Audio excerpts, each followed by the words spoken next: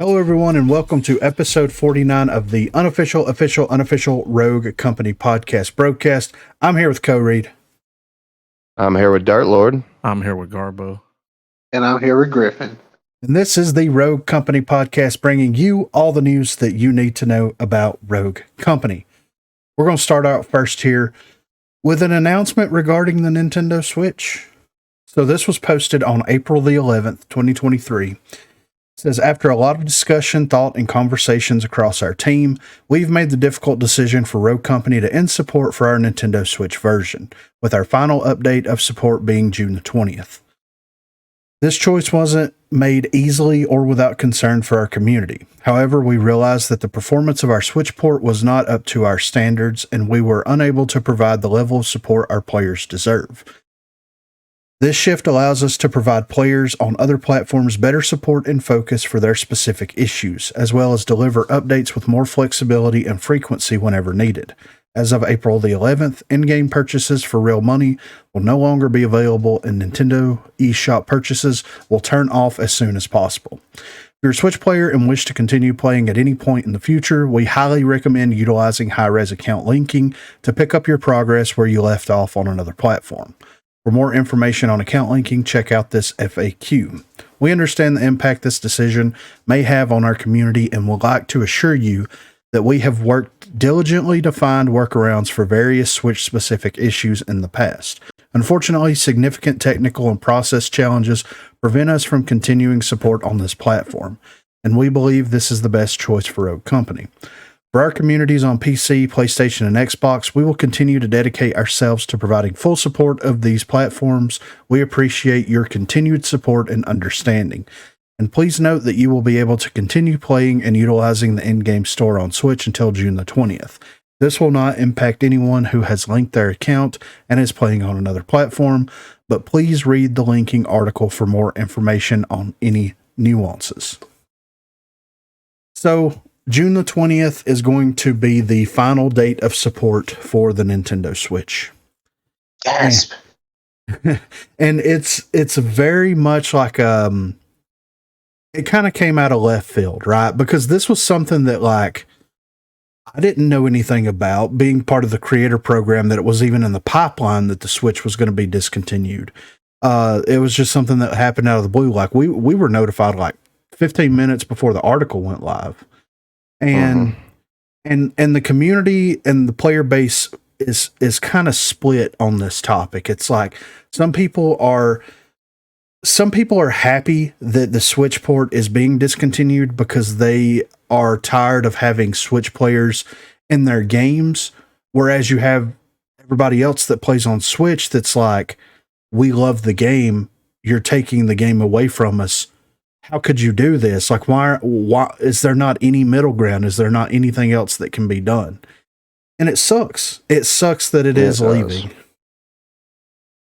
I mean, just imagine someone who downloaded it 2 months ago, put $100 into it, buying battle passes and skins. Yeah. And now it's just nothing, dude.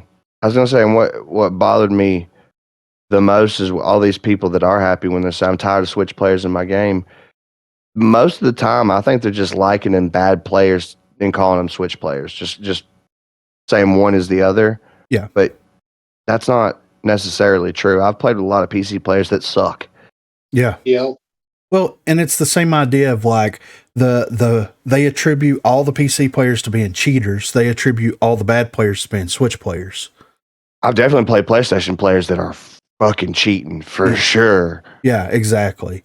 And to your point earlier, it's like, imagine that Switch player that dumped $100 into the game, just got into it, bought battle pass, bought skins, bought all this stuff, and they don't know anything about this going away. Yeah, they're not on Twitter. They don't fuck with Reddit. They're just playing a game. Yeah. And they're going to log in one day. And it's, yeah, sucks, dude. There needs to be a splash page for, even if it's pushed to everybody or if it's just pushed to Switch, that's like, hey guys, just so you know, we're discontinuing Switch support and the final date will be June the 20th. If you want more information, go to the Rogue Company website to read about that, because it may be someone that is a father that downloaded the game on their Switch to play in handheld mode while their kids watch TV or whatever. Maybe they have another console. Maybe they have a computer. Maybe they are happy with the way that it is on Switch, and they're not really looking for an outside way to play it, but they don't have any idea that it is going away. Mm-hmm. So it's one of those weird situations. And like, realistically, when's the last time that any of us, whether we've been playing together or solo queuing or just a handful of us playing together, have played with or against a Switch player? I don't know. Only on customs. Yeah, it's Typically, yeah.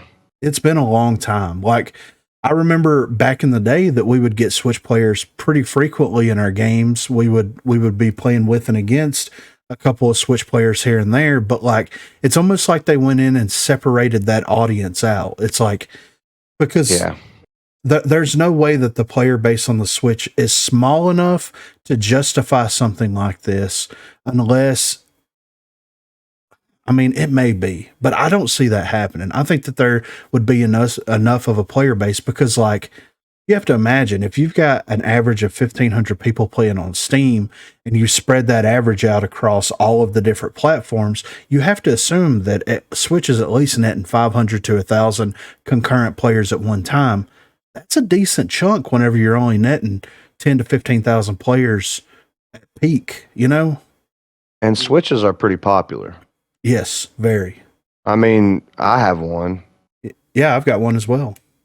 Exactly. Like most gamers, if you're a gamer, like if that's like one of your focuses in life, you typically have all the, ones that you can get. But Switch is more accessible because it's cheaper and it's handheld. Yeah, exactly. So, and the silver lining to this, hopefully, is like, maybe it will allow them to focus, because it's like, they don't have someone on hand. They're developing everything in the Unreal Engine. Therefore, they're basically making a PC game that is easy enough to port over to console at that point, right? They're not using like a PlayStation dev kit to develop this game, So it sounds like to me that like Nintendo Switch is such a hassle to try to optimize the game for it, because they don't have someone on staff that can like streamline that process. That knows that system. Exactly. And whenever you're allocating multiple resources to try to streamline the performance on one specific console to the point where like you just can't figure it out, you can't find anybody to hire to be able to do that, and nobody's sharing information. Like, I don't know how the video game world works, between different studios, this, that, and the other. But if it's an issue, if it's a problem, then... And it's one of those things where you've got Rogue Company pulling support, Paladins is also pulling Switch support, and maybe in the future, and I don't think Fortnite will ever pull support for Switch. I think they have too large of a team to do that. But like, okay, what if they pull support, like Apex pull support? You know what I mean? Yeah.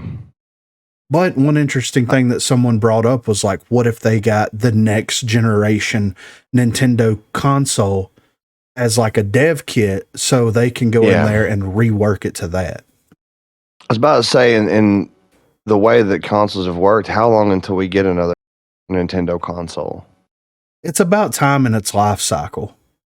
Yeah, I mean, they typically come out like right after PlayStation and Xbox. And it'll be slightly better than the PS4 and nowhere near as good as the PS5. Right. Which, that's what sucks with Nintendo, is they have some of the best IPs ever, but their hardware just can't seem to keep up with American-made stuff. Well, it's that idea of like, they're designing their technology based on their own brands and what they want to do with their own brands, and they're not really thinking about third parties. That's why that's true. That's why indie games on Switch excel so much, because they're designed for something that is less hardware intensive. Whereas, it's hard to port like modern, like Call of Duty. Call of Duty hasn't been ported to Switch for a reason, Yeah. So, but speaking of that, Yeah, but speaking of that, like Game Pass, Microsoft, like they've worked out a deal with Nintendo. So who's to say? And whenever I made my video, this was one of the biggest talking points that I made. It was like, they worked out a deal between Nintendo and Microsoft, and they're going to be bringing Call of Duty. That was the flagship that they were talking about. They're going to be bringing Call of Duty over to the Nintendo Switch. How are they going to do that? It's going to be through streaming. And if that's most of the way to be on the Activision servers, yeah. So if that's the case, then they're probably going to bring the Game Pass over. And if they bring the Game Pass over, then why has Hi-Rez not looked at the Game Pass as an option? And I have one reason as to why that may be a possibility. It all comes down to anything that you can download Game Pass on, you can play those games on it. Whether it be an Xbox, a PC, a phone, tablet, whatever, some Android handheld out there. If you can, so basically saying like, if I get a handheld that is an Android system that has like a button layout on it, like a controller layout, then I can download Game Pass and play whatever game I want to in whatever resolution I want to play it in.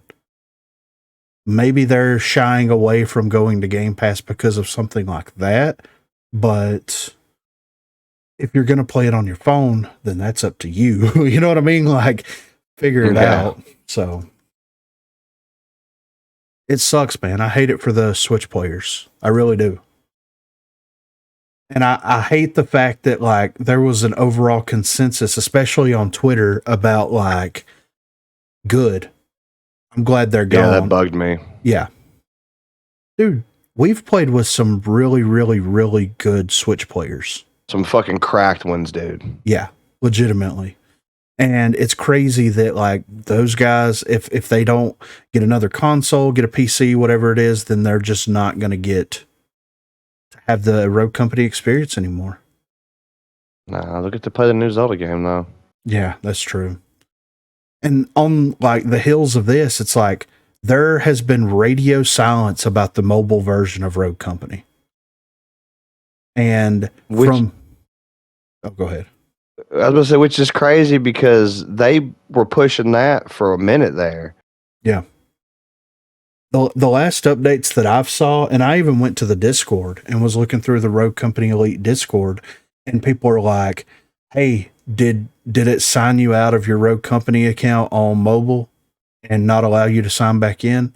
Yes. Like, so I don't know what's going on with that. I don't know if it's still a thing that's happening. Some people still have access to it. Some people don't have access to it any longer. Like it's ever since Scott left and went to the hunt, there's been no anything for the mobile version. All right, guys. Next up, we have the 3 Wishes 3.2 patch notes. So I'm on the wiki page here, of course, so that we can go through here and we can easily, look at all this stuff. So first of all, we've got the new event pass, the 3 Wishes event pass. And we've all looked at the event pass. We've all seen the skins and everything in the event pass and like the cosmetic rewards, skins, this, that, and the other. What do you guys think about it? I think the only good skin in it was Saints. I think that was the only skin. I mean, I like Phantoms, but it's more like, oh man. There's other better Phantom skins already. I mean, I could say the same about Saint, but I mean, Well, this is for I just think the Ronin skin was just an afterthought. I think this is just for like fanboys that enjoy like female stream. It's like that's the whole interpretation. Oh. Well. Well, the thing with the Phantom skin too is like they teased that skin forever ago. And it just never got released. And then everybody was like, when are you going to release the Phantom skin? And it's almost like they're like, just put it in the battle pass and be done with it. There you go. Yeah. Oh. So it's like the Saint skin's good. I like it. I like the whole genie, Will Smith kind of vibe to it, The voice lines are very interesting. Like his voice and everything is very interesting on that skin. But It's okay. It's fine. Like there's nothing in this event pass that really like jumps out at me. That's It's underwhelming. yeah. And that's the thing that kind of worries me. It's like we're getting event passes every 6 weeks. Are they going to continue to be underwhelming? Because if so, let's just do battle passes every 2 months or 3 months. Yeah. And then have better stuff. Yeah. Yeah. And Tally said right here, it's not cohesive. I'd expect more of a theme of 3 wishes, more genie, more flavor. No, it's only the Saint skin. Yeah, it's just the Saint skin and a couple of the dances that are kind of like. Yeah. It would have been really nice if they could have made like an entire genie theme. They could have done like, could you imagine like an emote where someone rubs a genie lamp and then, a genie whatever pops out, Rogue Company, whatever pops out of it and like does a peace sign or something. You know what I mean? Like it might crash the game, but anyway, like it would be cool. And like you expect with a 3 wishes kind of like fantasy-esque genie type thing going on that like the weapon wraps, the melee wraps, all that stuff would reflect that. But it really doesn't. And I'm not saying that I dislike the weapon wraps that they have in there because I like that like carbon fiber, black, gunmetal. That's cool. I like that a lot. But it's like the melee skin and the pistol skin is kind of like we got those weapon wraps for the primary weapons like 6 battle passes ago. And it's like they were supposed to go in with that one, but they decided to sub it out and they just had them laying around and they're like, yeah, just put them in there. You know what I mean?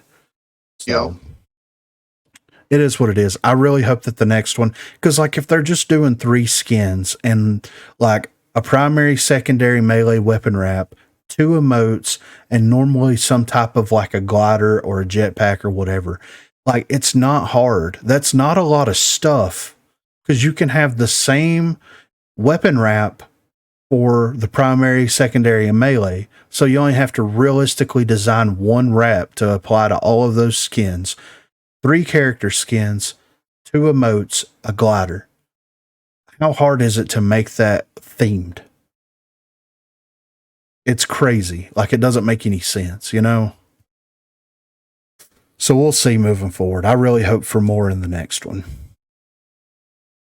So let's talk about ranked here for a second. So it's the first season of the new year, and we are opening up with some changes, features, and great rewards. This season will run until the end of 3.4. Read on to see what we've done for ranked to see why.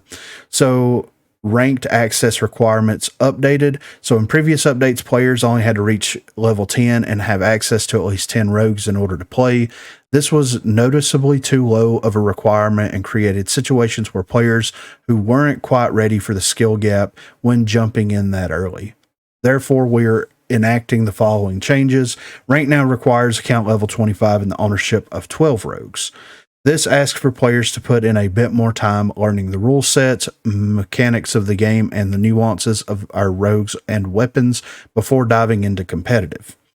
Draft pick bans have been increased, so additionally in a match we are upping the number of bans available to each team to 2 rogues.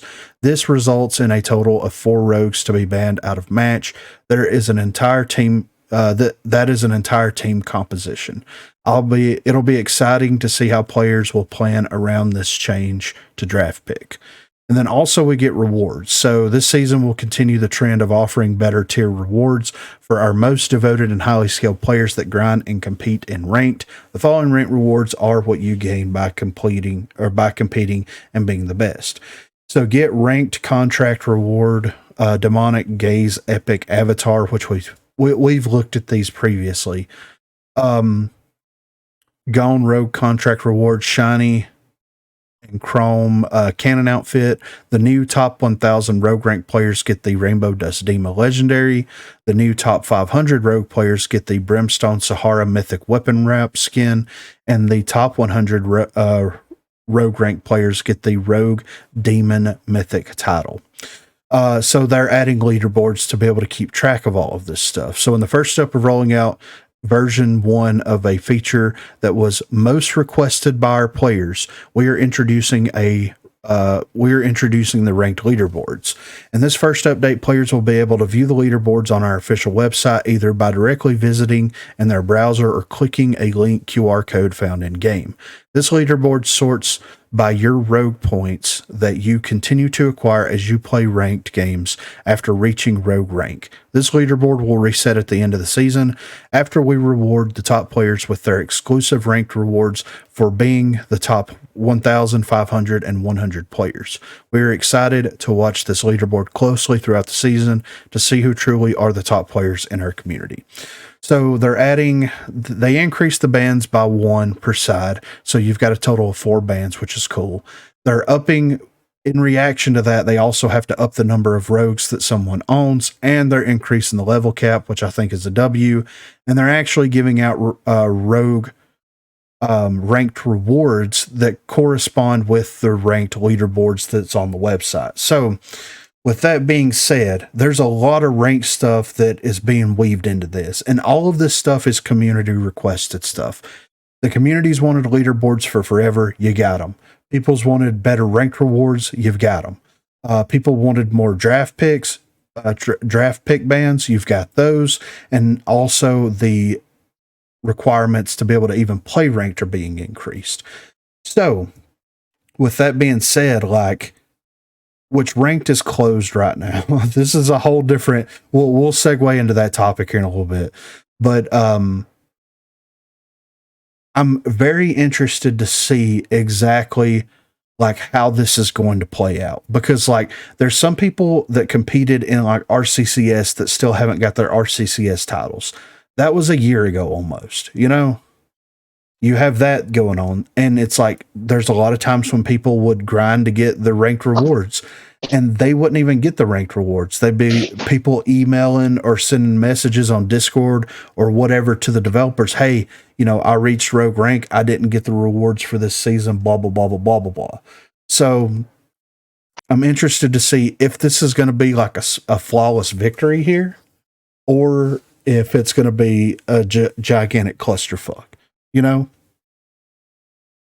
But at the end of the day, I think that all this is good. It's good enough to hopefully make the player base, at least pacify the player base for a little bit. Because all we've heard for years at this point, leaderboards, ranked rewards. Well, now you have both. Now you have everything that you want. Of course, the leaderboards don't show the best and, with weapon downs, the best with plants, the best with, whatever, insert statistic here. But it is a start, and they are hoping to expand these leaderboards eventually in the future. So I think that, it's going to be interesting, and it's going to be a longer ranked season. So we'll see how it pans out. What do you guys think? Are you going to bring up the fucking XP apocalypse? The account goes along with the rank thing, right? Yeah. The account. Okay. Well, okay. So they disabled ranked. So I haven't played ranked. Yeah. Right. I was here. I'm sorry. Cool. I was muted. I didn't want you to hear me peeing. Takes a while. Yeah. Yeah, I know. It'd be cool if we had a skip button. Yeah. You didn't want to. Yeah. That would make a lot of sense. They should have had that to begin with, though. Yeah, for real, right? Because when you play customs, sometimes you don't want to ban, and you gotta wait fucking a minute. Yeah. Yeah. So the thing that's going on with ranked right now is, as soon as the update went live, people started jumping into ranked so that they could start grinding to rogue. And they grinded out their 10 placement matches, and it would tell everybody that they were in gold 1 or gold 2. But whenever they went back to the lobby screen, they were in bronze 5. So they went in. The developers are not really sure why this is happening. They're still combing through everything, trying to get it figured out. But they disabled ranked because of this. And when they did the live stream earlier today, Jared said that they are going to fix it to where whenever they'll reset ranked completely, so everybody has to redo their placement matches and everything. But it should place you somewhere comparable to where it normally places you at whenever you complete your placement matches. Now, this is all I'm going to say, because people were raising hell about like, well, we're in bronze 5 and we got to grind all the way to rogue rank. Yeah. This is the first time that anything has been on the line like this. There's leaderboards, there's top 1,000, top 500, top 100 rogue rank players. The way that I see it is, and this is my personal opinion, and I've told the developers this, I've told everybody that I've talked to, and I've explained the reasoning why. You've got people that play ranked, and that's all that they play. Then you also have people that are coming into ranked for the first time because they have a reason to actually play ranked now. They're going to, the people that are coming into it are going to be at a severe disadvantage. And then then the counter argument that I've heard is like, well, they should have been playing ranked all along. And my counter argument to that was, what reason was there to play ranked?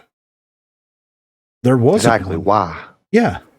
So why would someone hop into a ranked match, take 15 minutes to ban pick, do all that good stuff, play a 45-minute long game, and then hop right and get 5 RP or lose RP, and then hop right back into it? There was no rewarding reason for anybody to play ranked. So in my opinion, it should have reset everybody back, maybe not at bronze 5, but maybe at silver 1. That way you still have to finish silver, gold, platinum, diamond, rogue. That's 5 ranks that you have to get through. I don't see how it's that much of an issue. Well, if you're the best, you should have a problem. Exactly. Yeah. If you're rogue ranked anyway, then you should be able to work your way to it. Yeah. It's crazy, man. And then people are like, yeah, well, we put all this time in before. And it's like, yeah, I get that. But like the new player that's coming into it that hasn't played it, they're going to get ranked in like bronze or silver. Then they're going to have to work up to rogue rank. By the time they get to rogue rank and break into rogue rank, how much time are they going to have? How much time in their personal life do they have to play the game to where they can realistically devote time to get something that they want to earn? When you get into ranked, it doesn't matter how good you are as a solo player at that point. It comes down to how you have to have a good team. Exactly. It's about how well that you work with your team. So wouldn't it make sense to put everybody at bronze 5, reset the MMR, do away with placement matches completely, and just have everybody start fresh? And if you start going on a win streak, then increase the amount of RP that you gain to try to bolster you up faster through the ranks. That's how Paladins did it. They reset everybody's MMR after every ranked season, and then it would place you, after your placement matches, it would place you in like bronze or silver, and it would determine how well you were doing based off of your win count, and it would start increasing the amount of RP that you would gain until it got to where you were in familiar territory. But whenever you lost one of those matches that you should have won, then you lost a lot of RP, but as a way to compensate for it. So I don't know. It's an unpopular opinion apparently, because everybody's pissed and everybody wants to argue with me about it when I bring it up. But you're going to have people that are going to say, I've never played ranked before. I want those rewards, but I'm not going to sit here and grind it out, when you have people that are going to be 2, if not 1, one gap away from hitting rogue. They'll be able to hit rogue in a week, and then they'll just continue to grind ranked and to continue to accumulate RP. It's going to put them so far ahead of the curve that your normal everyday player that wants to grind for this is not going to feel like there's any reason to grind for it. Player level uncapped and progression rewards. This update also comes with yet another request frequently made by players, which is raising the player level cap. So the max player level went from 550 to 1,000. This comes with a flattening of XP from players that are already 550 and are sitting on considerable XP to avoid potential issues with our reward system. Don't worry, you'll still be 550, and said players will also be rewarded with the exclusive uncapped title to notate their investment of being an incredibly dedicated player who enjoys Rogue Company. Players will be able to continue earning reputation rewards per level beyond 550 as well. Additionally, we have added milestone rewards to further reward players for achieving these major levels from enjoying our game. Get out there and level up. So we have a picture here. So at level 5, 10, 20, 30, 50, 100, 150, 200, 250, 300, 354, 4, 5, 6, 7, 8, 9, and 1,000. We have different rewards. A lot of them are the white supply drops. There's a couple of the other supply drops, the ones that give you 2 items. Yeah. And then there's 2 exclusive skins. We have a Dahlia skin and a Vice skin. So basically what was happening with players and what they're upset about, and before I go any further, all these rewards are retroactive in a way where it's like, I'm 550. As soon as I get to 600, I'll get all the supply drops from level 5 up to 600 all at one time. Yeah. What people are upset about is they reach level 550.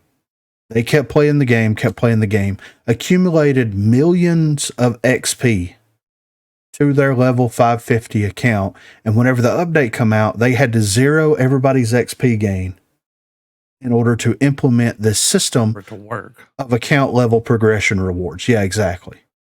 Want it to work or not work? Yeah, so it didn't roll over. Be capped or uncapped? Exactly.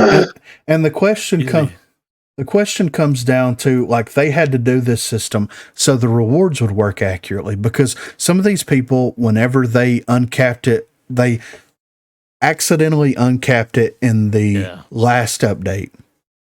Soon as they logged into the game, their games were crashing and crazy stuff was happening because you were going from level 550 to 1,000 instantly. And it was going through the entire, hey, you leveled up, and it just continued to roll. Now they put actual rewards in there, which they want to continuously increase it and add more rewards. So we've got the Dahlia Vice skin. In the next set of rewards we may get 2 new character skins that are rewards for that. So it's like they're adding incentives for people to continue playing and leveling up. But the people that had millions of XP, they're not happy about that. Who? Look, I don't want to be that guy that says get the fuck over it, but I hey, will. yeah, I mean, Yeah, I'm happy to tired do of it hearing too. about it, bro. Get on Twitter all day. yeah, it's kind of like, this is the hill some of these people are dying on. It's not the servers, it's not the matchmaking, it's not the lack of skins for their favorite rogue. It's not the less than pleasing event pass. It's none of the actual things that you would think that people would be upset about. It's the fact that they had over 1 million XP on their level 550 account. And now when they look at it, it doesn't say over 1 million. But it meant nothing. It was capped. Exactly. It did nothing. Exactly. But they're upset because all that XP is gone. So it was a giant slap in the face to them because they put all this time in gaining XP that goes nowhere, by the way. Nowhere. That means nothing. Exactly. Damn. People, dude. Yeah. So funny. I mean, we can cap it. We can go back to the way it used to be. Yeah. I mean, if I was... It's the same dudes that were bitching about it being capped. Yeah, exactly, right? Mind you, it's for sure the exact same people. It's like, I can't believe we have a level. Now they're like, I can't believe I XP. Well, they just wanted to be level 1,000 day one. Yeah. Because I already Shut had all the that fuck XP. up. It's like, well, keep playing the game you're going to play anyway. Shut the fuck up. Yeah. And if that's going to be like the be all end all for you, like that's the final straw, No. Gone. Yeah. I don't know. Like, I don't know what to tell you at that point, you know? So, but it is cool that we're getting rewards. I do like these skins. I, of course, haven't seen them in game because I don't think anybody's made it to 700 yet. But I do like the skins, and I like because we got the battle pass boxes that have like the gold and like white vibrant, rainbow. These are kind of like that, but they're just like rainbow-esque, and I really like these skins a lot. So I hope they continue adding to it, and I'm fine with it. Screenshot. It really. Even when I zoom in, it's like, what? It's like that on the Rogue Company Blurry. website as well. I know. Yeah. Yeah, that's why I'm looking at it. Yeah, it's weird, right? Mm-hmm. All right. High Castle Omega. I mean, Very holy familiar with it at the point. yes, right. The best map improvement they've done so far. Yeah. It is. Yeah. Demolition is so much fun to play on it. Yep. Strikeout is better than the old High Castle, even though the spawns are stupid. King of the Hill. The points are great, but the spawns are stupid. Yeah. Spawns are worse in King of the Hill than in I like the positioning of all the points. Yeah. Same. I like all the nooks and crannies. I like the way that you can traverse the map. I like that there's verticality that's been added into the map. Yeah. I like the design of the cover. It reminds me a lot of the arena, the way that the cover is laid out and designed. I like being able to move from place to place and there being adequate cover. That way, if you start to get shot, you have somewhere to fall into, as opposed to just being in the middle of a gigantic open room. Yep. It feels really good. I like that there's variations in mid cover and tall cover, so that you can dip into mid cover and then you can work to tall cover and stand up and position yourself better. Like, it feels like it was very, very, very thoroughly thought out. Like, I don't know if they did this. I don't want to say that they did this, but they might have brought Doc back to design this.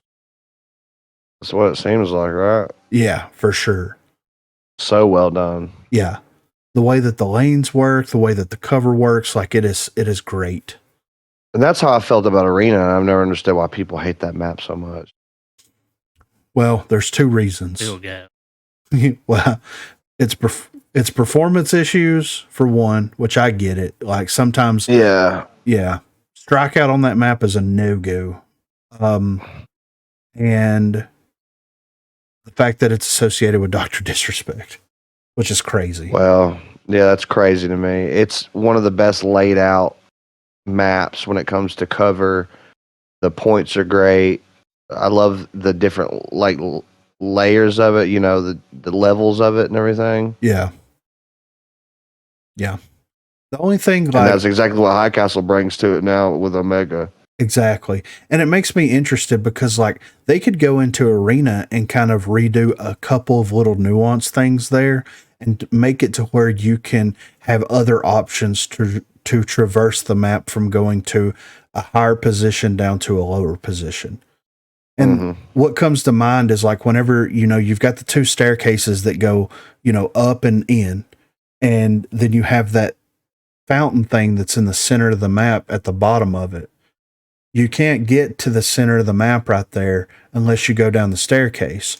If they smooth some of that out to where you could hop over into the mid area right there, then that might make it feel a little bit better, But that's a whole different conversation about, reworking the arena. But as far as High Castle is concerned, like, it feels really good. And, like, being able to jump off of the bridge and land on that lower part of the tower and be able to fight your way up the tower as a way to escape and use your cover and movement to your advantage in that way, it feels really good. And you don't feel like it's not as claustrophobic feeling. And I like that a lot. You guys had this problem when you go on the bridge, that first box that's right there on the left next to the steps? Yeah. I've gotten, like, hung on that a few times. Yeah. trying to go Yeah, I around have it, to. and I'll get Yeah. hung. I'm like, what the fuck? Yeah. But I'm sure they'll figure that out and fix it. Right. Yeah. I didn't notice that. One thing that I've noticed as well is, those like crouch standing, like there's something above you and it won't let you stand up, Yeah. even though the wall's flat. Yep. Not as many of those places on High Castle Omega, at least that I've encountered so far, which is like great because that's one thing that just completely pisses me off, Mm-hmm. But one thing that I will say is like, we've seen like with some of the leak stuff that's come with canals. There was Icarus leaks where they're adding more verticality into a lot of these maps, and this is where the real conversation, in my opinion, of PC versus console is going to come into consideration, because that is a real legitimate conversation to have, to where it's like, me playing on a mouse and keyboard and attacking someone that's below me or above me is a lot easier and a lot snappier than it is on controller. For sure. Right? Mm-hmm. Yeah. Yeah. So that's where that conversation is going to come into play. If they are going to look at doing Icarus, if they're going to look at doing canals, which they're doing right now, if they're going to look at doing a couple of other maps and newer maps and bringing in more verticality into it, then that's when a real legitimate conversation that I can get behind about mouse and keyboard versus controller, and it's applicable at that point. Mm-hmm. And that's one thing that I think everybody needs to take into consideration with this. Like, High Castle Omega is kind of a test, in my opinion, to see how verticality and Rogue Company is actually going to work, because this is the only real map that we have where you can traverse the map vertically without any limitations on it that I can think of. And because of that, really needs to be taken into consideration, that topic. So that's where I'm at with it. So we've got some rogue changes. Of course, they brought the Intel class back, which I'm very happy about that. So they completely reworked Mac's perk loadout. He's got Rare Berserker, Rare Blaster, Rare Nimble Hands now, Epic Bulletproof, Epic Gunsmith, Epic Bounce Back, Legendary Stalker, and Legendary Tenacity now. And they reverted his passive ability standard issue. I've played with Mac. I don't mind these changes. He's still tanky. He's still fun. He's still very good. I think with the bounce back, it has made him better that he doesn't need the additional armor. So like them replacing that bounce back is really good. Yeah. Because I feel like it still keeps him just as tanky as he was with the double armor standard. Yeah. And he doesn't feel anywhere near as oppressive, since he doesn't have restock or crack shot. Yeah, you're right. The nimble hands is really nice too. With the maul, it takes a little longer to reload, obviously, but the convention and all the other ones, man, that nimble hands is really. Yeah. Yeah. I think he's in a good spot now. Like, I feel like he feels very well balanced now. I really do. I read him like 3 or 4 times back to back, and every time I was just like, dude, he feels so. I used him earlier, and I really didn't really enjoy it, and did really well with him too. Yeah. So if they keep looking at because that's the thing, part of their loadout is their perk set, and if you give them 1 or 2 specific perks, it makes them very, very, very strong. So I'm glad that because I kept saying, man, it's the restock, it's the crack shot. Like, he's got the conviction, he's got access to SMGs, he's got the armor and the passive ability. Like, it's a lot. It's a lot in his favor when he's in a gunfight, so. Yeah, because SMGs do with crack shot. Ooh. Yeah. So with Glitch, they reduced the activation time for his hack from 2 seconds down to 1.5, and the duration was increased from 5 to 6 seconds. I think that this is trending Glitch in the right direction, but I don't think that he's quite there yet. I think Glitch is my favorite one that they've changed so far. but I still think, yeah, I feel like they need to give him Energizer. Yeah. Maybe And then legendary. a legendary, like replace legendary Gadgeteer with legendary Energizer, and I think that would put him in a nice spot because in strikeout matches and stuff like that, Vaz Poison and Trench's Barbed Wire, they can keep releasing that before Glimpse can recover his hack. Yeah. So they can swarm like the strikeout zone and the King of the Hill zones. You know, it's not gonna be as bad in demolition, but like those, yeah, in those game modes, that glitch will need to like. That's where Energizer will come in because it will help out in those situations. Yeah, absolutely. And he Mhm. doesn't have any energizer whatsoever. No, not of any kind. Yeah. So That's crazy because like, you know, he's the main EMP guy. I would feel like that you would want to give him Energizer. yeah. Or if you're going to keep him with Gadgeteer, get rid of his flashbangs and give him EMPs. Yeah. I never understood why he don't have EMPs. No. It plays into his character. He should have them. Yeah. So it would be cool if they gave him a different type of EMP. It was like a cluster EMP, kind of like the cluster smoke, where whenever he throws it, it explodes, and then like 3 smaller EMPs come out of it. The small area. Yeah. Effect. I mean, because we've played Strikeout quite a bit playing the new map queue, and like whenever you start stacking APS systems, barbed wire, trip mines, every Wikis. yeah, but like everything that you can stack on a point, and like yeah, you can throw an EMP in there, but you're not going to destroy half of the stuff that's on the point. Nope. Like one good glitch hack could, but guaranteed there's a reserve barbed wire somewhere. Yeah. As soon as that 6 seconds is up, they're throwing barbed wire again. So Exactly. I've still got to say when glitches mentioned that I miss how his ability used to work. yeah, same. It like I know it didn't cover the same area that like now it covers the map. If there's anything on either side, you're gonna get it. But using him as kind of like an intel rogue and being able to like it was cool because you could push up and be like, oh, now I see a trip mine. Yeah. So be careful. Yeah. And you could like his passive ability was you could see the stuff through the walls as well. So yeah, for a long time I feel like that didn't work unless you were close to it. yeah, it's kind of weird, you know. It Yeah.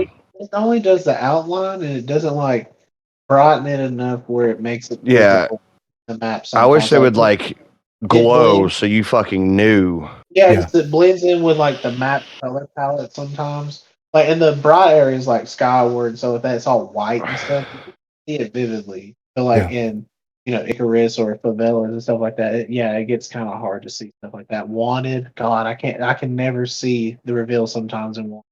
Yeah. And Factory. Factory's a bad Factory's a one. hard one too, yeah. Yeah. Because it's that colors like The color of the ground even, yeah. That's what makes it bad. Again, if they would just brighten where the whole thing lights up instead of just like again just the outline. It would be better for glitch. And I think that like one small quality of life thing that they could do with him is like if you could ping the stuff through the walls. Oh yes. If your cursor's over it and you ping, it should be like Claymore there. Yeah. Or Ronin dart there or barbed wire there. Talon dart here, yeah. Yeah. So like it's a small little nuance thing, but like because you could only legitimately like ping one object at a time. Yeah. You wouldn't be able to light up their whole backline of all the stuff that they've got deployed back there, but if you could ping a trip mine that someone's fixing to run around the corner on, then that may save somebody, you know? Yep. So. Which in demolition makes a big difference. Yeah, exactly. Right. So with Cannon, the Gatling gun, the movement speed reduction was removed and they increased the headshot damage from 16 to 18. You can feel that the movement speed reduction has been removed, but like it's still a very situational ability, and not being able to crouch or go prone with it whenever you're using it still puts him at a severe disadvantage. But playing with Cannon more to master Cannon, like learning when the right time to use his ability is like it's kind of a steeper learning curve than most of the other abilities are, of course, because you're so exposed when you're using it. And then finding other ways to use the ability in interesting ways where like you can run up to a wall and pull it out. And once he says the voice line and everything, if you get to that wall before they do, then they don't know that you have it out. So like finding these little nuanced ways to play with Cannon does make it more rewarding. And it also makes his ability really, really good. But at the same time, like if you make it too easy, then people are going to abuse it. If you make it too hard or less forgiving, then people are not going to use it at all, you know? And that's my situation. I don't even. Yeah. Yeah. He's got a good perk layout, but I'll just run his perk layout. But I don't like using. Yeah. If you run really fast weapons like the eject, like SMGs or anything, like you kill somebody and pick up an SMG with it, dude, his passive is real. Yeah.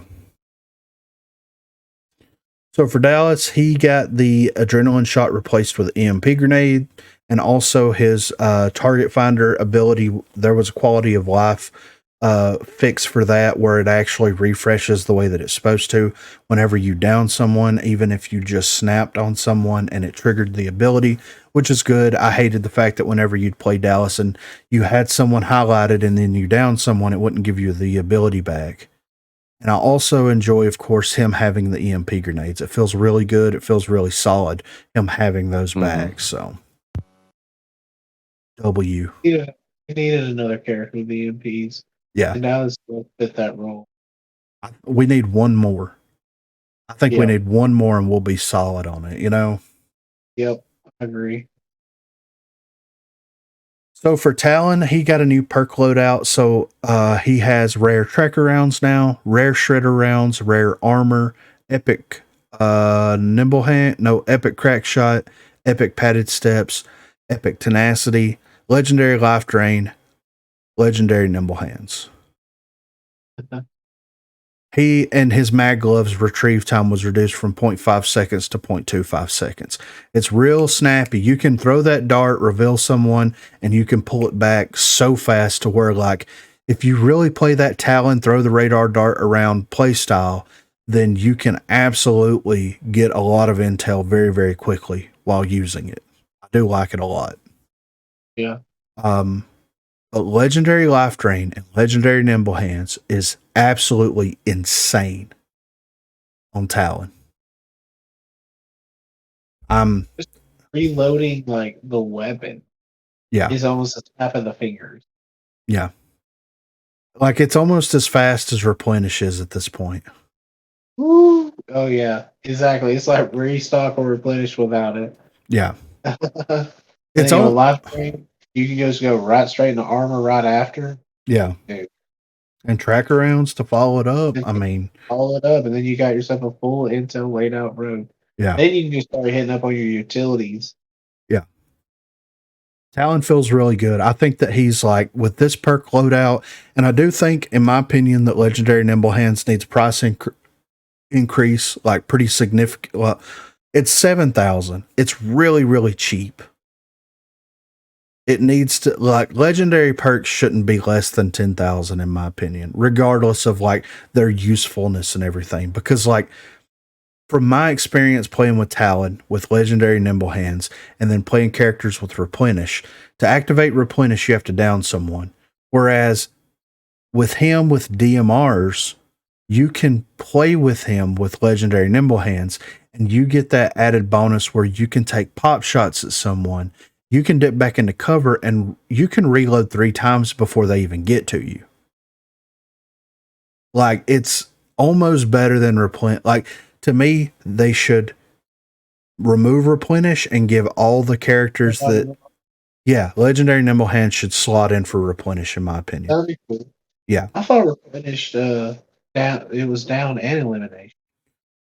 Well, I know that in the last update they removed the elimination Oh, but I'm not sure if they put it back in. I think they might have, because I think Donnie made a video where, because back before, if you down someone with replenish and then you walked away from them and someone else on your team thirsted it, you still got replenish off of it. Yeah. yes. Yeah, that's why replenish was so strong. So we'll see it what they did, because I haven't played anybody with Okay. replenish. Yeah. But I agree with you. So I think everybody should get nimble hands. So like people that have like restock, like for example, Switchblade with legendary restock, should probably get legendary plan. Yeah. You know, that would just make sense because who's the other one that's got restock? Since Mac doesn't have it, is it there's one more with restock. I can't think of who it is. Switchblade?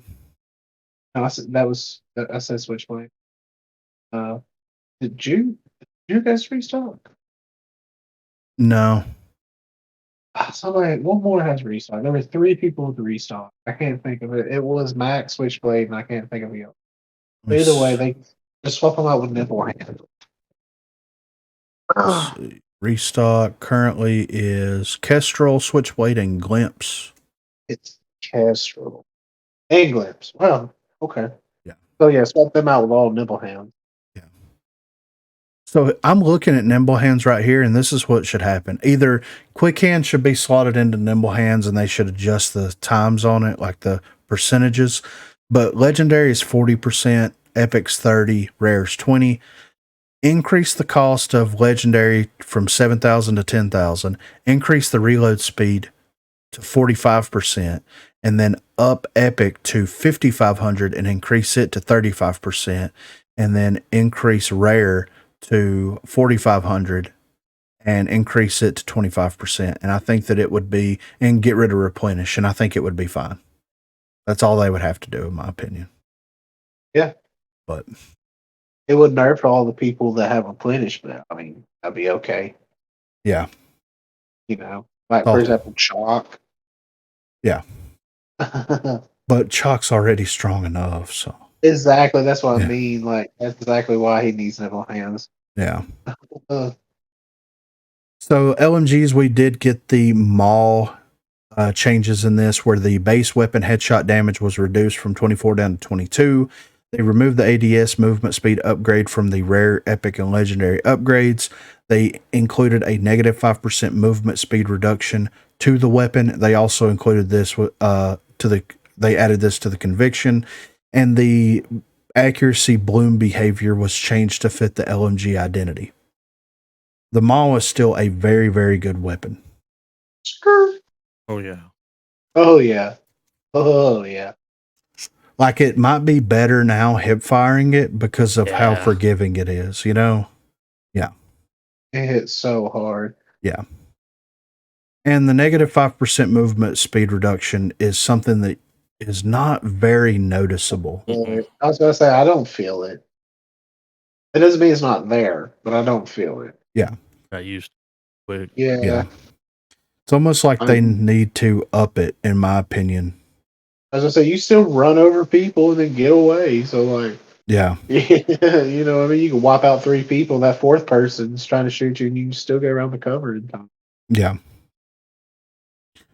So I do like the direction that they're trending with this, but I think that the Maul needs to have more shots fired before it centers perfectly.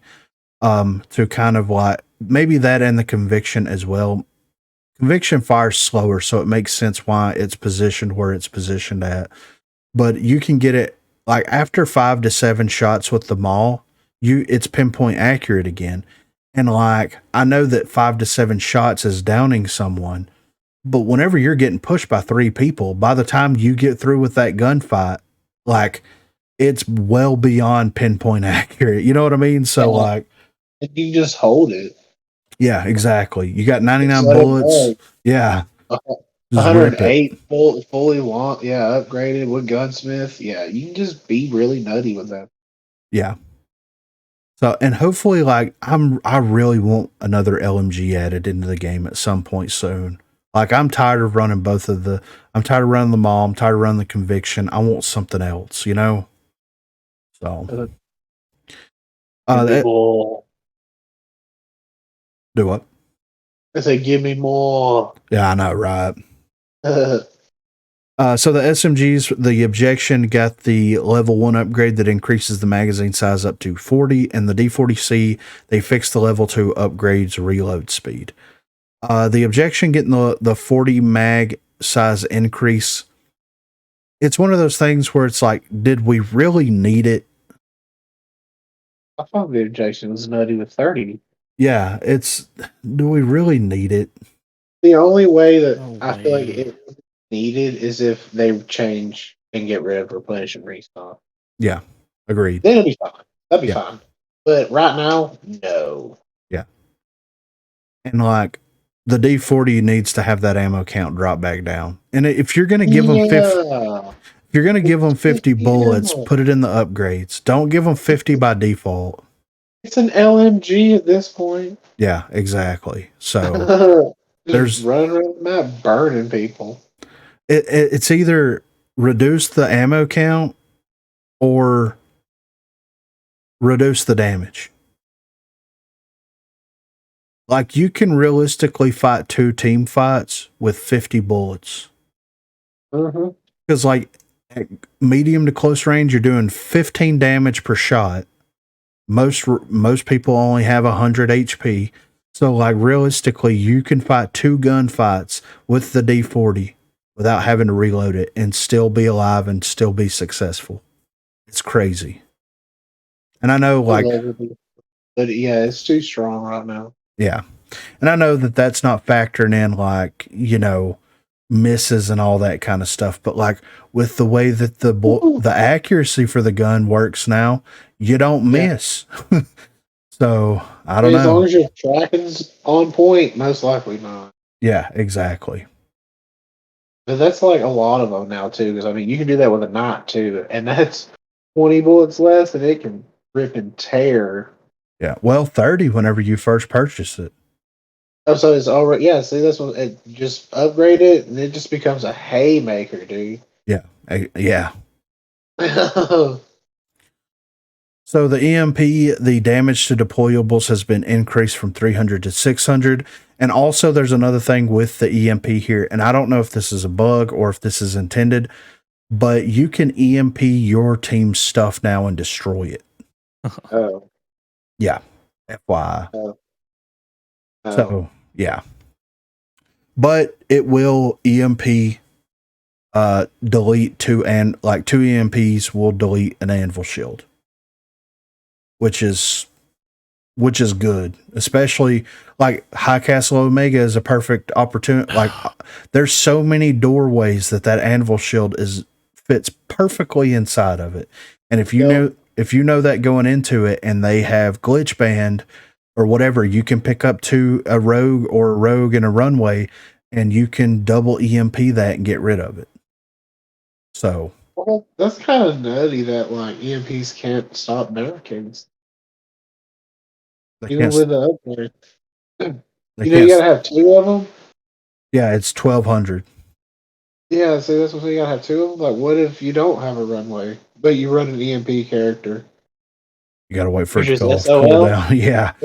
Yeah, man, like, damn. Plan the That's attack. unfortunate. Yeah.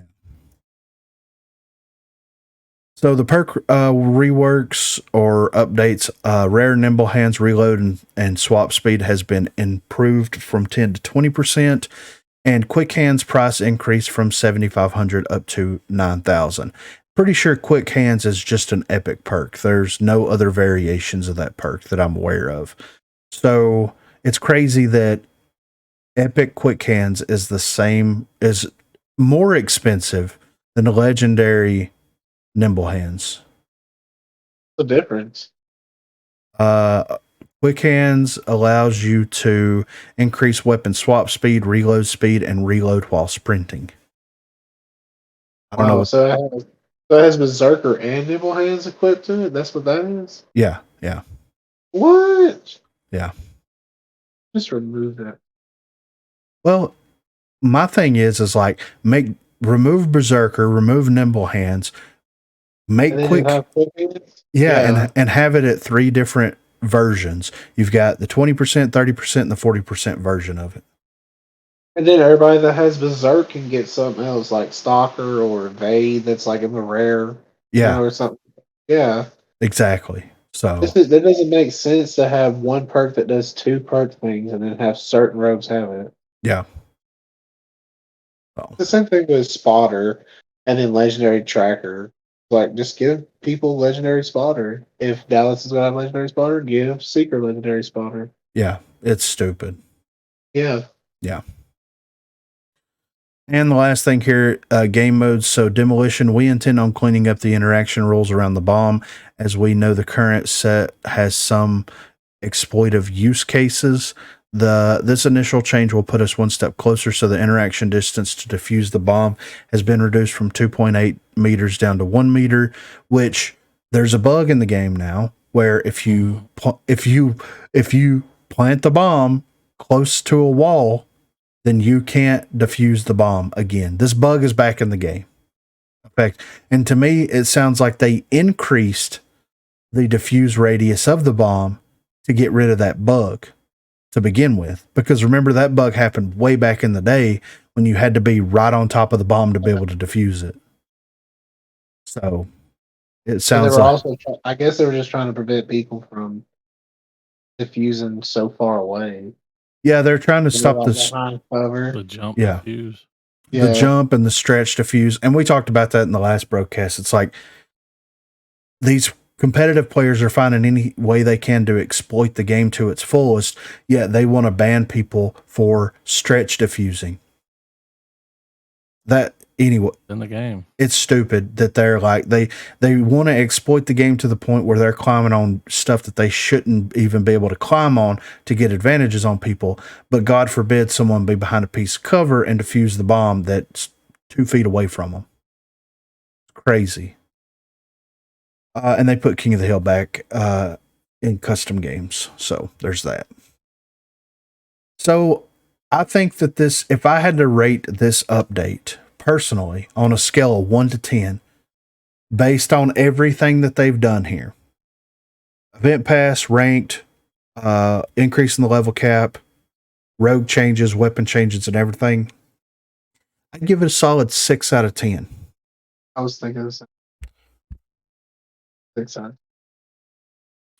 I think Man, that, that battle pass, man, that event pass.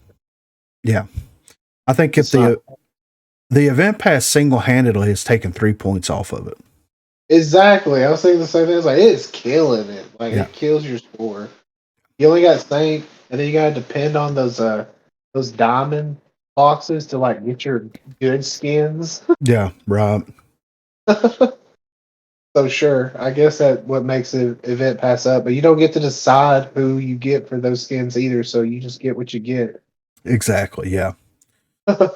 So yeah, I'm 6 out of 10. Like, I think that if the event pass would have been better, if ranked wouldn't have been disabled, and if there were a couple of more weapon changes, like specifically with SMGs and ARs, then I think that it would have been, if there would have been more SMG and AR changes in this update and we still got the same event pass, it would have been a 10 out of 10. But at the same time, like, there were certain times in the last update where the assault rifles felt really, really, really, really, really good. But the majority of the time they felt really bad. And I don't know if that was server issues or what. You know what I mean? So, Well, how are they feeling for you now? well, I mean, I've been running the mall pretty much since You've been running. Yeah, Jude. That's Yeah. right. You've been trying to master her. but I did run Cannon with the KA and it didn't feel bad. Like, it Feels felt nice. better. Yeah. The More KA hip felt fire on pretty it. good. Yeah. Yeah. Yeah. So, Dude, as long as the servers are fucked up, I ain't ever going over a 7. well, yeah, that's Or true. forever Yeah. 7. Forever 7. Yeah. Yeah, dude. So, and that's the thing. That's something that in the stream that happened today, Jared said that so this is the 3.2 patch, right? So the 3.3 patch, which will be the next event pass patch, will be a patch that is focusing on server stability, Ooh. possible matchmaking, other quality of life issues that are affecting players, like in the core fundamentals of the game, you know? When is this? Next one. Yeah, so it'll be 6 weeks from this past Wednesday. So it'll be the middle. No, It'll be the mid patch. No, the mid patch. It'll be the next. Yeah, it'll be the next one. Yeah. The next major update. So did you watch the stream? I Yeah, got a chance to. some of it. How'd that custom matchmaking go this time? Was a little better. Well, yeah. I mean, they got in there. Yeah, but anyway, y'all ready for the community section? Yep. Certainly. All right, guys, this is the community section of the unofficial Rogue Company podcast. If you want to contribute in any way, you can hit us up on Twitter at BROGUECAST. You can shoot us an email, broguecast@gmail.com, or you can join the Discord server. The link will be in the description down below. But first up here, this is just something that I thought was kind of hilarious. This dude, Ice the Samurai, posted this. A crate in Battlezone killed me. And I'm going to try to He gets stuck on it? No. He stands on it and it launches him off the map. Wait. Yeah, watch this. Whoop, it did. Yeah, straight off the map, dude. Mad. Dude, I would be so irate. Look at him. He's like, I'm going to get in this box right here. Bloop. I mean, dude, could you imagine? What if this was a tournament? To do that. Yeah. Battlezone tournament. So yeah.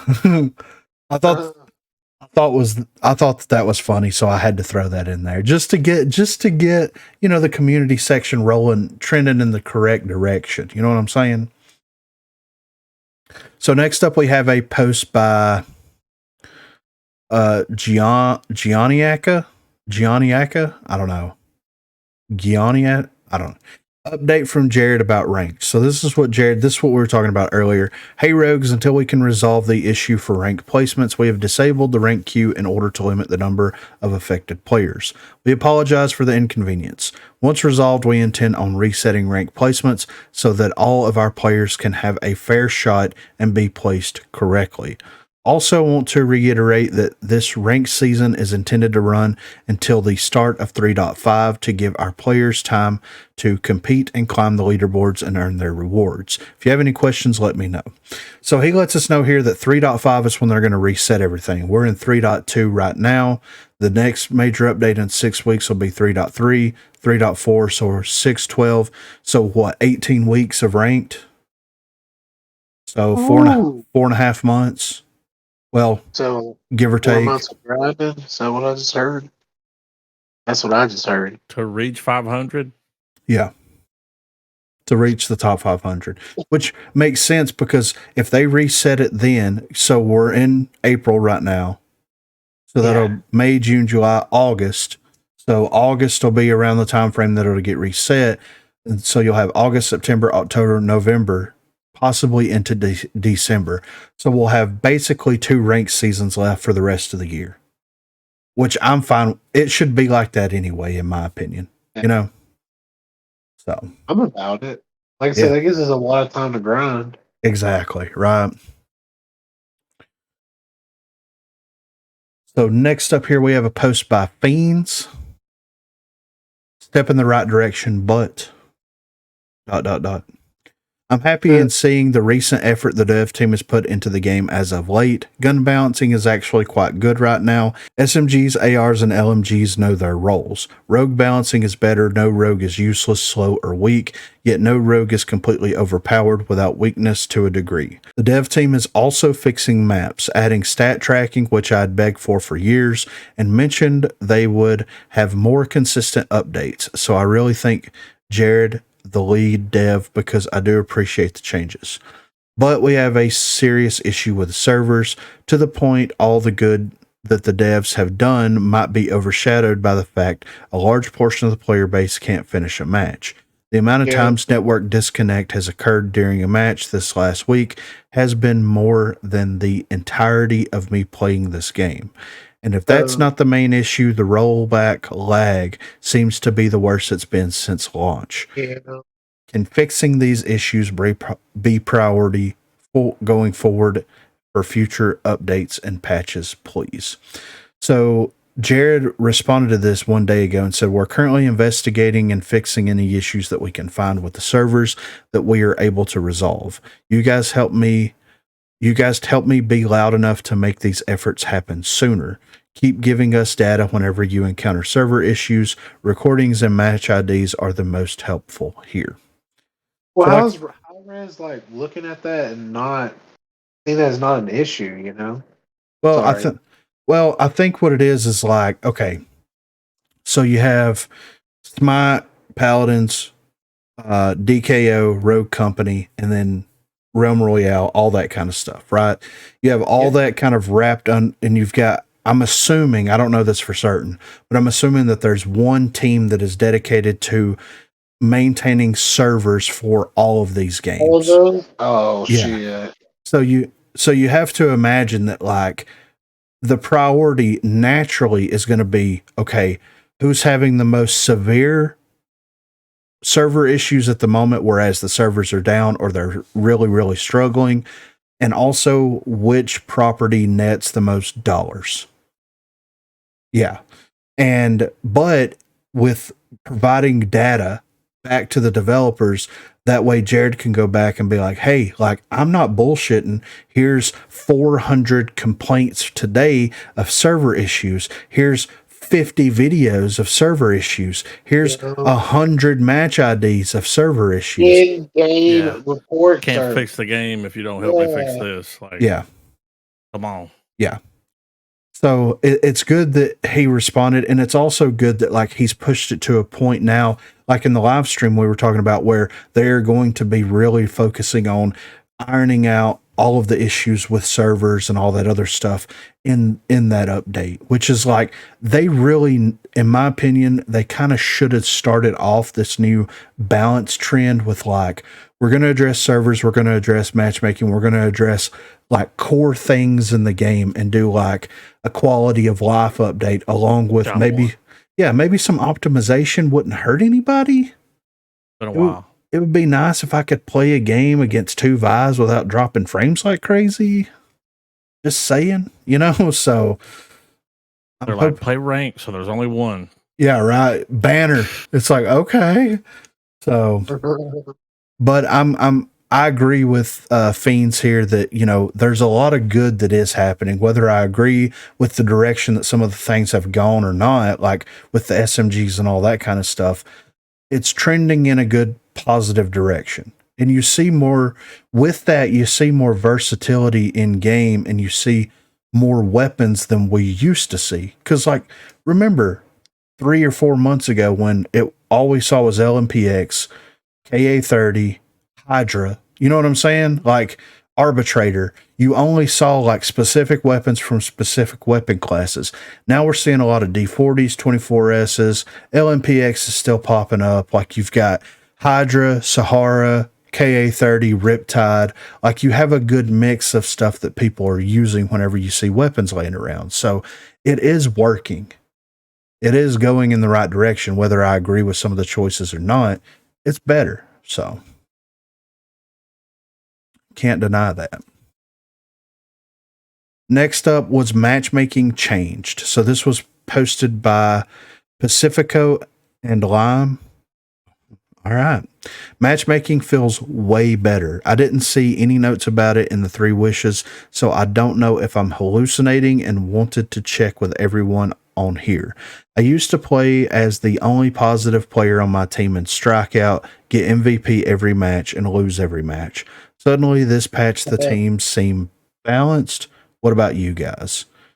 And a lot of people are saying no. Some people are saying same boat as you, me finishing the match with 30 plus downs. The rest of the team has 5 or less. It definitely feels different to me after the update. My team seems even out a bit. I think they reset, however, it's calculated so the matchmaking is more or less random at the moment, which creates a higher quality of game ironically. So there's a lot of different theories and things that are going around in here. But I mean, I haven't played anything other than the new map queue. So I can't vouch for, you know, whatever, like Demolition or, well, Quick Play's not in there right now, but I can't vouch for any of those. But what I can say is, like, the matchmaking for that queue with the new map feels similar to the quick play queue, where like you're going to get on a team, you might get lucky and have a close match occasionally, like that demo match that we had earlier, or you're going to get steamrolled or they're going to get steamrolled. So I am interested, and I'm going to mess around with it probably tomorrow and see how demolition feels on there. So, because if they did do something with that, who knows?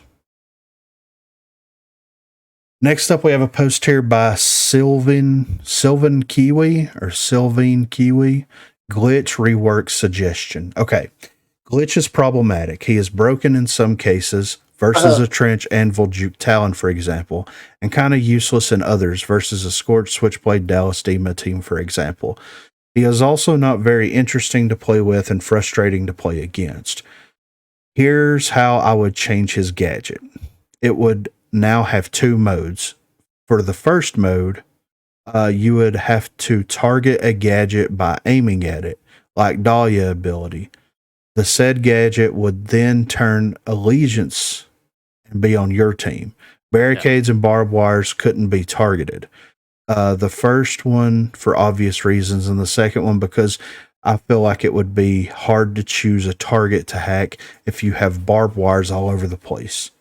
The second mode would just hack the other players like it does now, but wouldn't affect deployables at all. Glitch would have 2 charges of his ability. The second mode wouldn't cancel active abilities like Sigurd, Cannon, Glimpse, Umbra that are already in use because EMPs already do that, and it's super frustrating, especially if Glitch has 2 charges.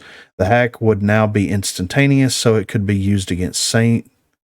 Glitch's perks would probably have to be changed in some way to go with the rework. It would be a good occasion to finally team color APS. Yeah, well, I agree. We've talked about that before. Yeah. You know, like on COD, when you hack a trip mine. Yeah, it swaps sides, yeah. What if you had you could upgrade your hack? Mm-hmm. You know what I mean? You could spend a little money on it. Yeah. And then if you hack that stuff, it's yours now. Yeah.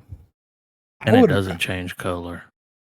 I would really like that. Yeah, I know. Because like here's the thing, like with most runways that we play against is like they're going to snipe, they're going to throw their trip mines far enough behind the cover so that they still get triggered, but you can't see the lights. They're going to run back and forth between them. If you could hack those things and make them yours, it would Even be the briefcase. Yes. Oh, could you imagine? You could hit. I mean, why not? That would be insane, dude. I would love that. I think having 2 modes will be a little confusing for players, especially newer players that are coming into the game. But like something that someone suggested in the live stream was like, whenever you pull the tablet out, it shows all of the rogues, of course, and then it shows like all of the deployed things that are on the map. Why can't it show in the list of names that you're playing against, like who is using active abilities at that time? That way, if you're playing against Scorch and she's on the other side of the map, but she's revved up, you can see that on the pad and be like, oh, she's revved up right now and she's pushing the point. I can go ahead and shut that down, you know, or same thing with Sigurd, you know. Thought that was an interesting idea. Here's something that just kind of came to mind though.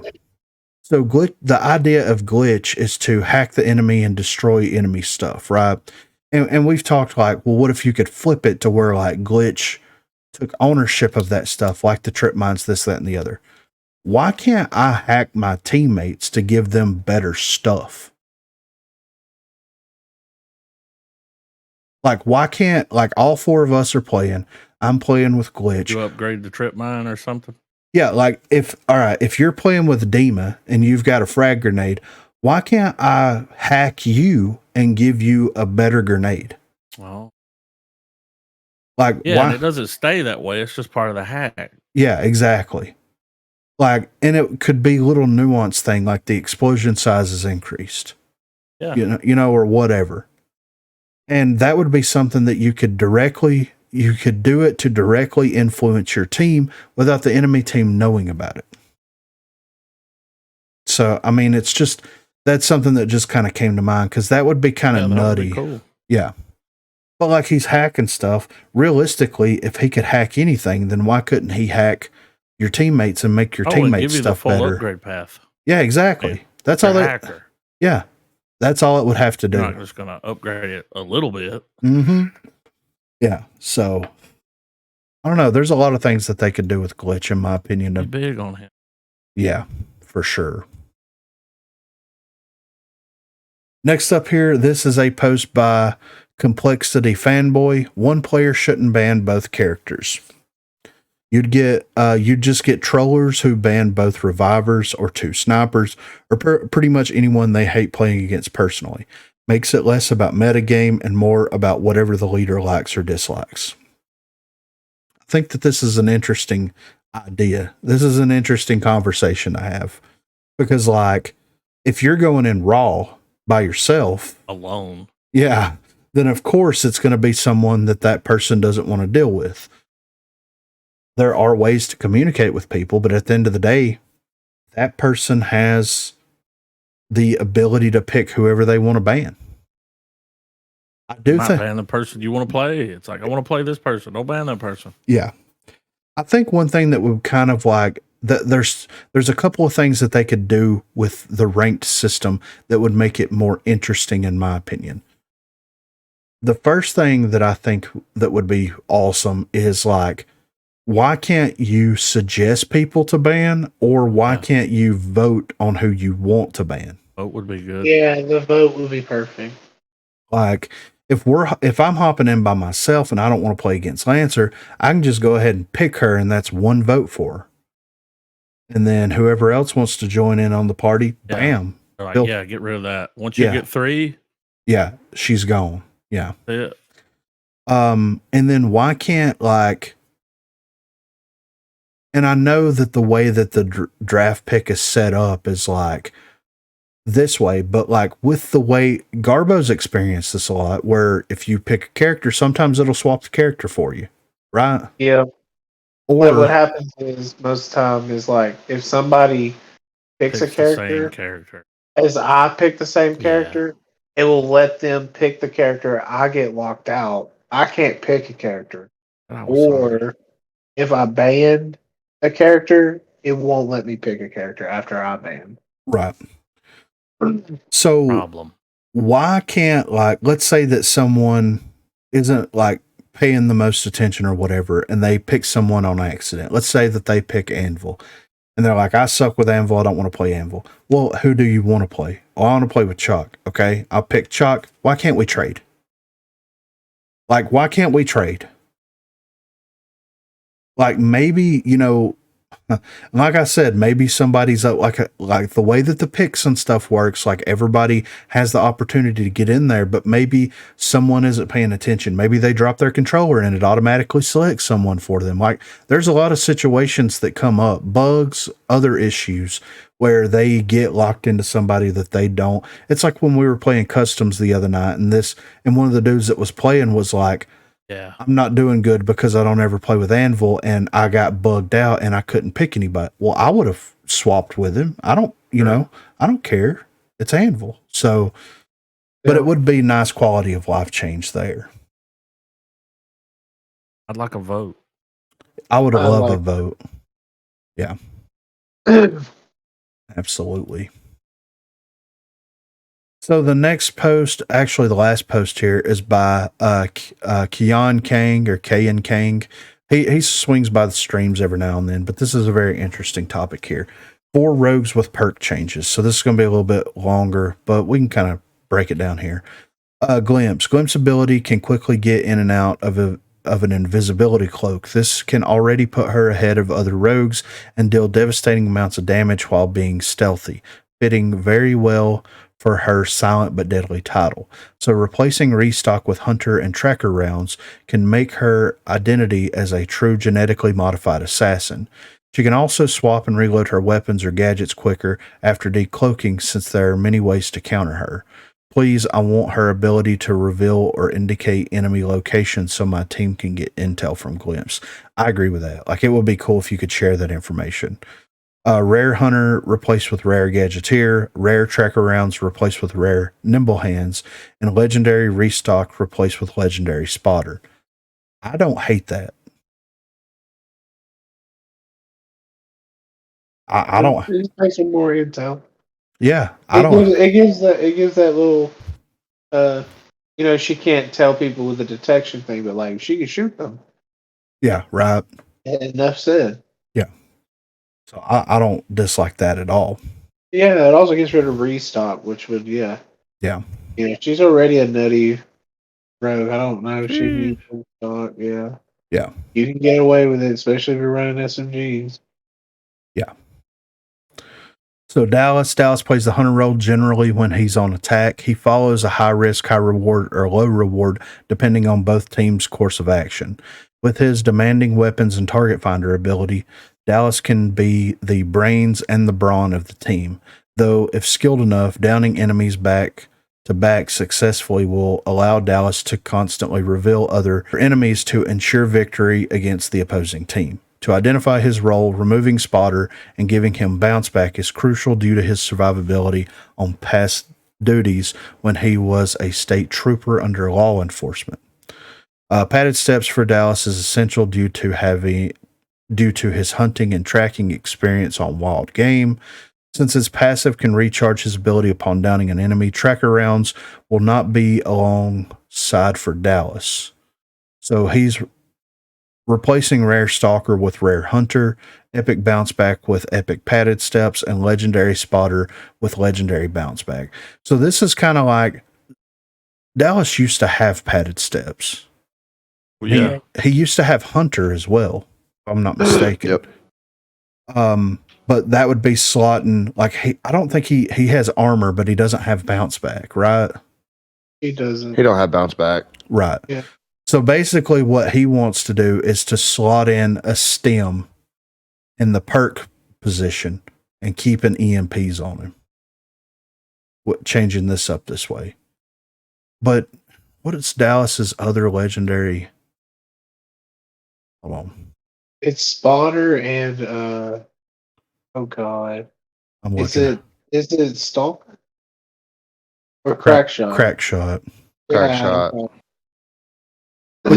Which at this point, since armor, like the speed and toughness system doesn't exist, and armor is not like they're kind of scaling armor back on some of the rogues.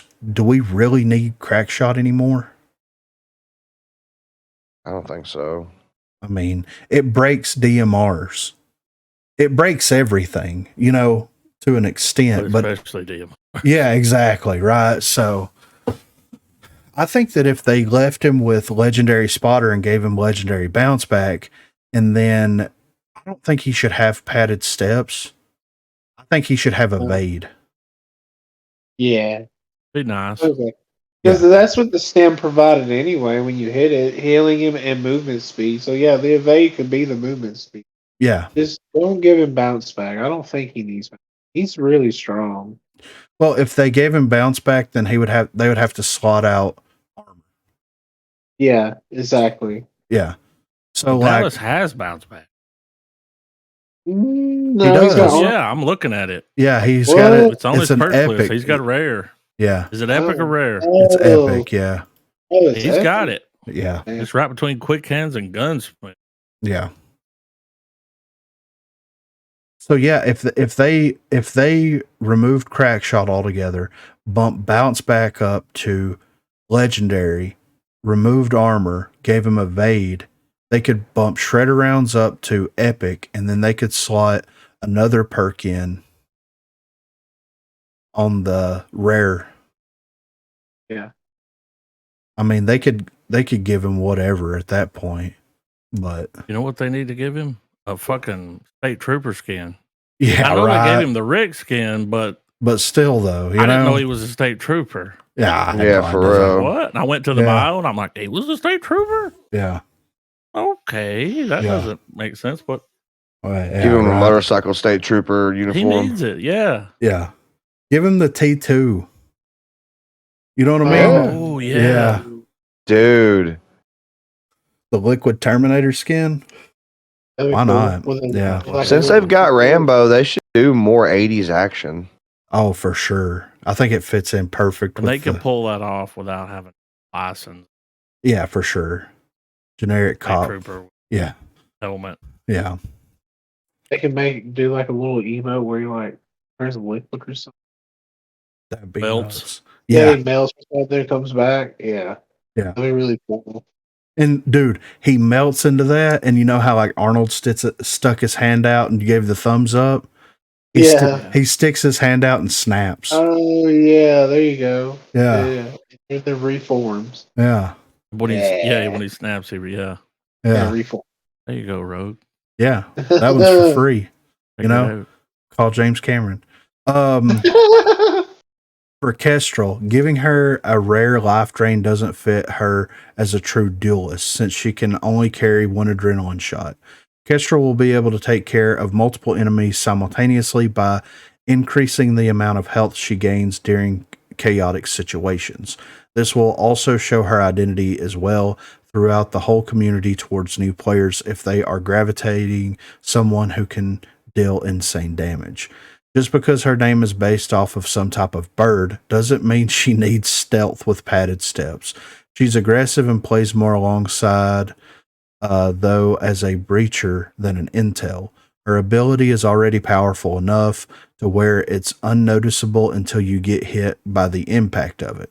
I get it, Kestrel is probably the first duelist intel assassin in the game, but she doesn't even have tracker rounds to reveal enemies, so what's the point of padded steps if everybody is just aggressively running all the time as Kestrel?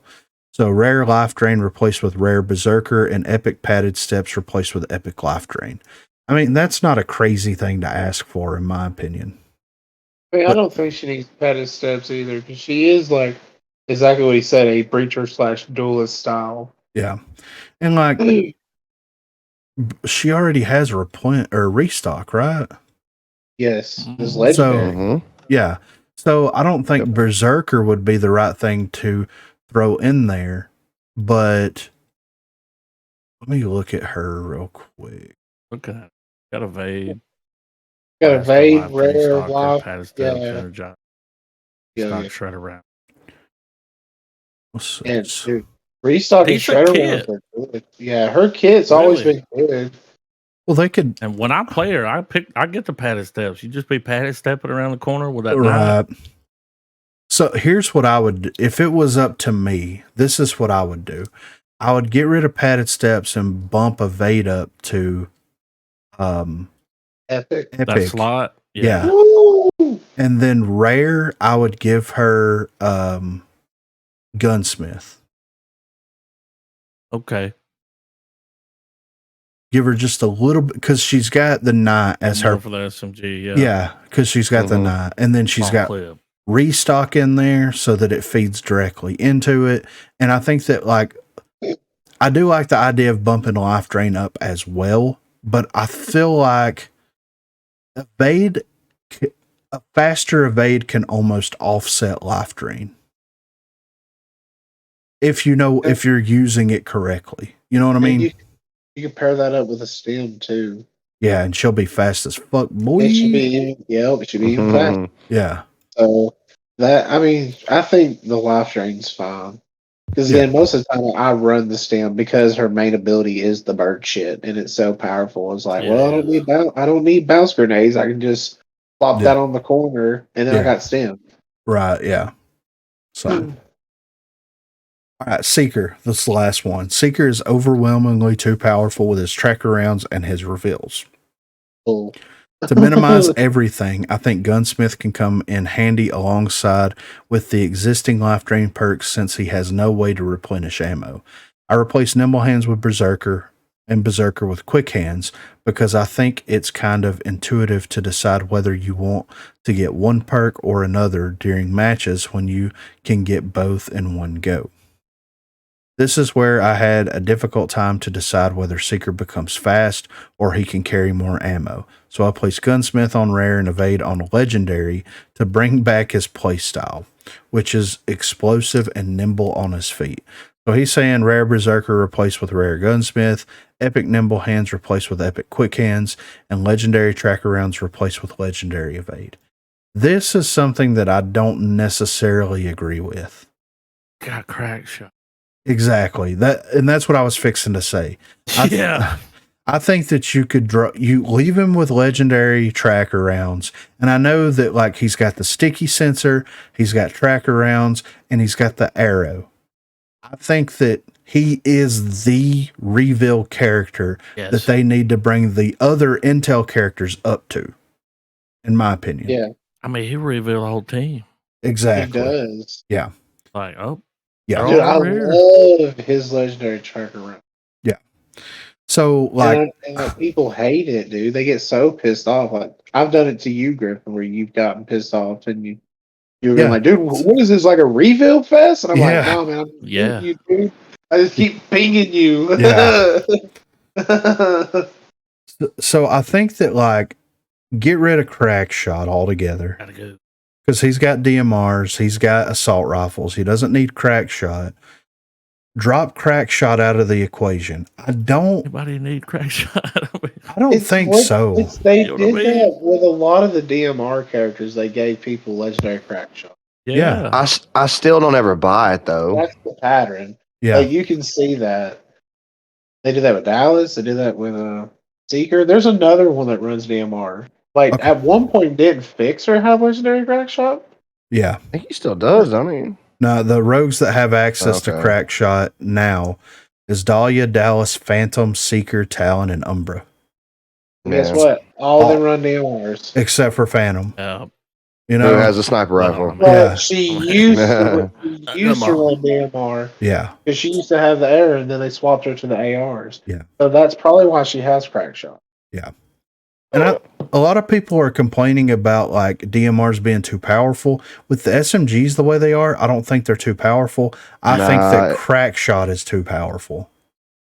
Yeah. Yeah, dude, because the Riptide with crack shot is fucking insane. Well, 15% headshot damage to something that does 72 damage at base on the headshot is insane, you know? So you turned it into a DMR like real quick.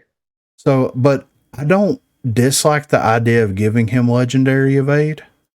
But I think that with his kit right now, so if you just replace legendary crack shot with legendary evade, he's got armor, he's got life drain, he's got all the reveals. Like it would make him very, very, very powerful. Yeah. So like maybe he's already powerful, but it would help. Like crack shot with that Aaron dude. Yeah. Yeah, dude. That's tough when you run into that. You can tell. It's like, oh, it hurts. It's just another sniper rifle. It hurts. And he's the still hip fire on it. Yeah. And he's still got epic lifeline. Yeah. Does he really need epic lifeline though? I mean, he's playing as your Intel / support. Well, that's true. Okay, so then give lifeline at a legendary level. Like he's more of an Intel character. He is, but like he also was like he was in the support before. Is he slotted in that new support thing? Okay, he was. Yeah, he was. Yeah, but now he's in Intel. Oh, so like okay. So they moved. Okay, well, that makes sense. Yeah, that's why he had lifeline. That may go away then. That's one of the perks I buy with him. Like I buy a tracker for sure, and then there was something else there. Like life it's drain. All in a life drain. It's all in a nice little row. Like I feel like you could only have one life. Yeah, either lifeline or life drain. You can't have both. Yeah, come on now, both, bro. Both. Dude, there's been some clutch moments reviving with him. Yeah. But I mean, how crazy would it be though? Like if they gave him legendary lifeline, which would bump his healing 50% faster. Yeah, dude. You're like what, 3.5? Yeah.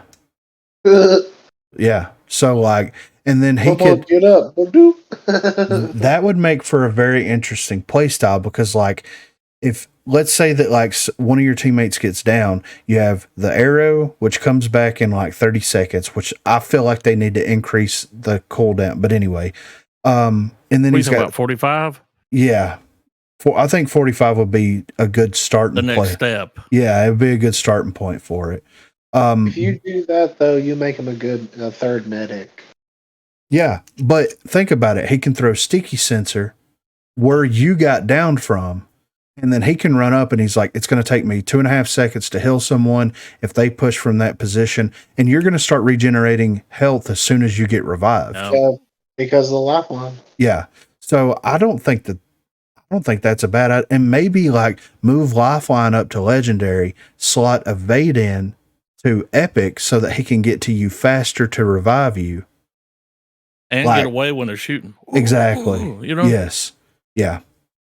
So, I mean, that would be interesting changes right there, in my opinion. I would not mind that at all. Yeah. But yeah, that is all the community section stuff that I had. I was going to pull some of those tweets and stuff over from people raising hell about the XP stuff, but like, I'm not going to waste my time. Dude. You know what I mean? I'm not going to waste my time. They got to just get over it. Like, yeah. What do you want? You want it uncapped? They want their cake and they eat it. Yeah, they want their cake and they want to eat it too, you know, so. But this has been episode number 48 of the unofficial Rogue Company podcast. If you want to contribute in any way, you can hit us up on Twitter at BROGUECAST. You can shoot us an email, brogcast@gmail.com, or you can join the Discord server. The link will be in the description down below. There is a BROGUECAST contribution section within the Discord. But for this episode, I'm here with Co-Reed. I'm here with Dirt Lord. I'm here with Garbo. And I'm here with Griffin. And thank you guys so much for listening. Thank you guys so much for watching. And we will catch you guys on the next episode. Episode 50. Have a good one, guys. Can't live with him. Can't live without him. Came back on the block for the rip.